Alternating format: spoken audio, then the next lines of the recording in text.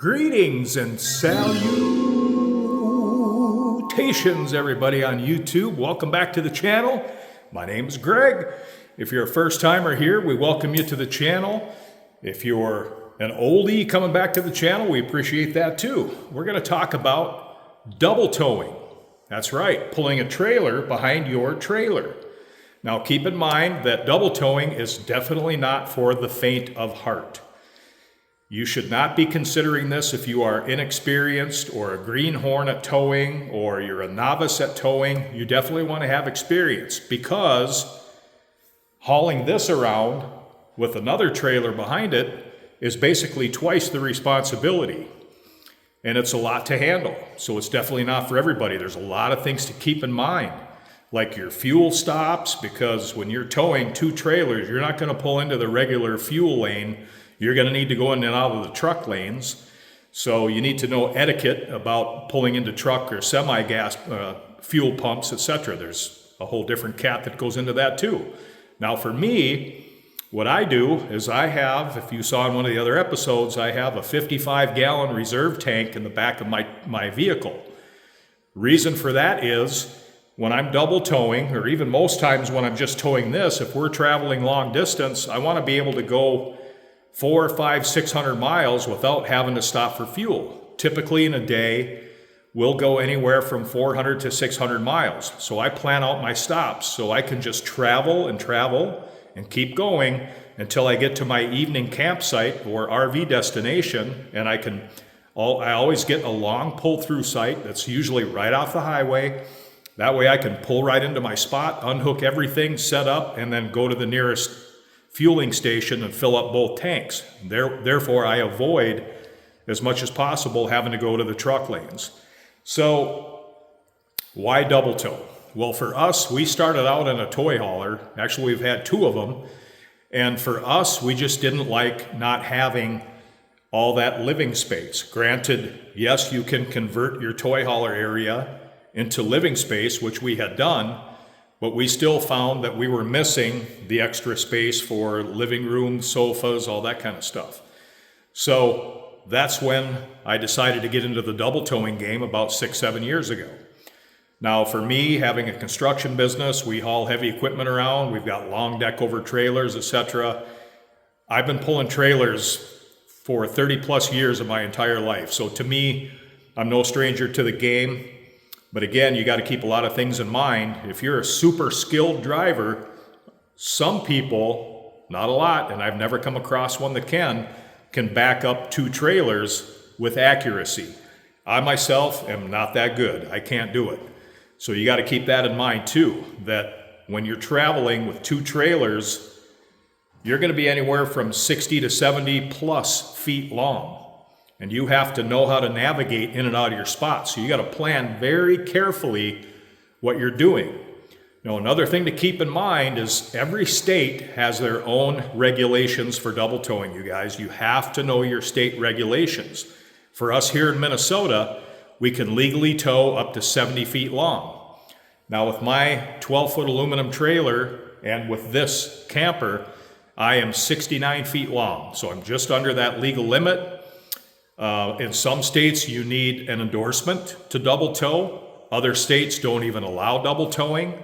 In Minnesota, you cannot double tow if you have a bumper pull camper versus a fifth wheel. That's illegal to do in Minnesota. Other states like Idaho, Iowa, a bunch of others will allow you to have a hitch on the back of your travel trailer and another trailer behind that. But again, you need to check your state regulations.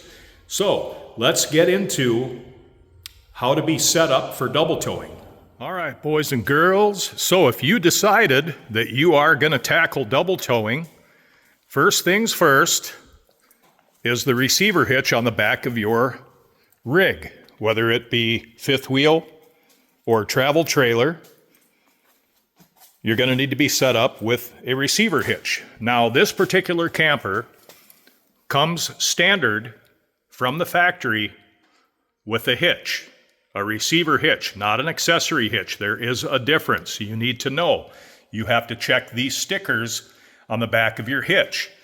Now, most campers that have a 4-pin light setup means that you are set up to tow whatever is rated for your camper. Most, probably 90% plus of the campers that come with a factory hitch on the back are set up to tow 300-pound tongue weight and 3,000-pound overall weight. So here again, you need to know your limits.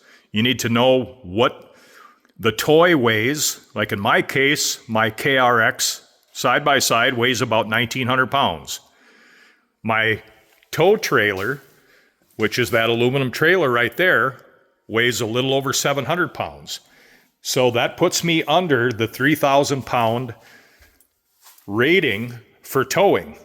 Now, again, towing capacity versus hitch capacity are two different things. This is rated for 300 pounds. That means you need to know how much weight when you're loaded on your tag trailer, when you lower it onto the hitch, you need to know how much that weighs.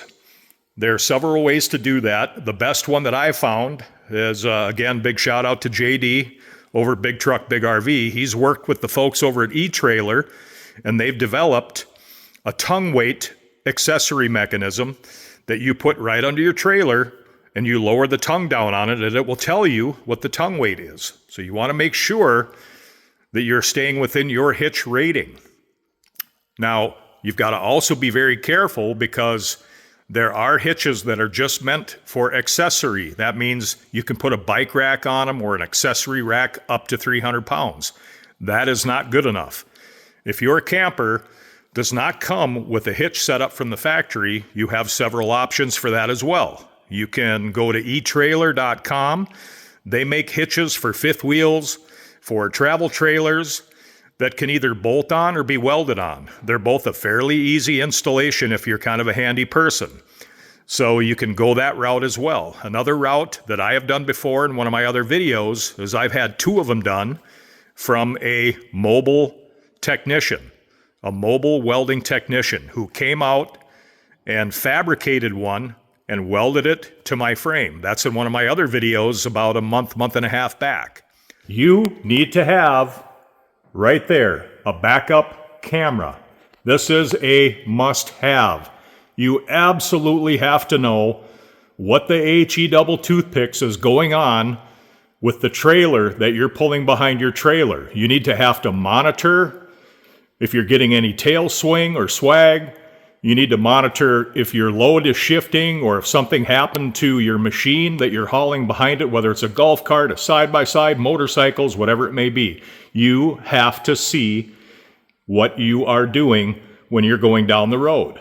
Get that backup camera installed if you're double towing. Next on the list is your trailer that you're going to be using behind your camper that you're going to be double towing. We call these a tag trailer because it goes behind your fifth wheel or your travel trailer. Now for me, I want to run as light as possible. So that's why I invested in this 12-foot aluminum trailer. This either hauls my golf cart or my side-by-side. Now when we go south for the winter, this will be on the back of this trailer. Now, when it comes to load distribution, that basically means where you are putting the load on your trailer. You have to know the weight of your toy that you're going to be hauling on here. Now, you have to be careful not to get too far forward, and you want to be careful not to get too far backwards. Why is that? Well, I'll tell you why. If you're too far backward, your load distribution gets all wonky, and you're probably going to start to get fishtailing going down the highway. You don't want that. In that case, you pull further forward to eliminate that tail swing. You want your load distribution to be centered on the axle. That's what trailers are designed for. Now, if you pull too far forward, you may get some swing as well, but the further forward you pull, the more weight you put on your tongue. And again, that's going to affect the tongue weight on your trailer that you are towing. Now you need to know your trailer weight ratings. That's always going to be stamped on the tongue of your trailer. Trailers are designed to handle a certain amount of weight. This particular trailer is designed to handle 3,200 pounds. So getting back to what I said earlier, if this is 1,900 pounds, and if this trailer weighs in at just under 800 pounds, well, you do the math. That still puts me under the weight rating for my particular setup, which is 3,000 pounds. Tongue weight wise, I always try to keep a decent amount of tongue weight on the trailer because that's going to help control the way your trailer rides behind your camper. So you've got to know your numbers, people. You've got to do the math. You have to do diligence and know where everything is sitting. You have to be very meticulous because, like I said earlier, you're putting lives at stake, not just yours, but people going down the highway. And again, I can't emphasize, you do not want to do this if you are inexperienced or faint of heart. All right, you guys, so I hope I covered enough information for you when it comes to double towing. Again, I can't stress safety, safety, safety, safety. There's so much that goes into just pulling a fifth wheel. Again, it's twice the responsibility if you're going to double tow your toy behind your fifth wheel or your travel trailer. When it comes to spare tires, I always carry my spare tire for my tag trailer on the trailer itself, so I have quick access to it. You're going to want to bring a hydraulic or a good floor jack with you, because if you break down and blow a tire and you're on the highway, you're putting yourself at risk. You want to get in and out as soon as possible. So like I said in one of my other videos, I carry a cordless ratchet.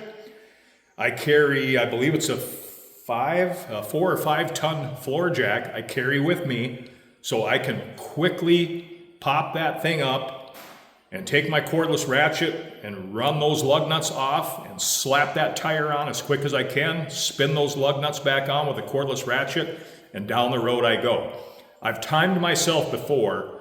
I can usually change a tire, whether it's on my tag trailer or my fifth wheel, in about 7 to 9 minutes. You want to be quickly set up and you want to be prepared. That's a very, very big thing. Be prepared. Cover all your bases. On Facebook, there's a group called the RV Double Tow Group that I've been a member of for about 5-6 years now. Valuable information, tons of information out there. There's a lot of really good YouTube videos out there as well about double towing. So if you're thinking about doing it, it can be quite rewarding, but keep in mind, it's very challenging as well, but it can be done. So I thank you guys for tuning in today. If you have any comments, suggestions, or if you like the video, hit that like and subscribe. We deeply appreciate it. But I'd love to hear from you if you're a double tower. And hopefully we'll see you out there on the road. Be safe, everyone. Bye.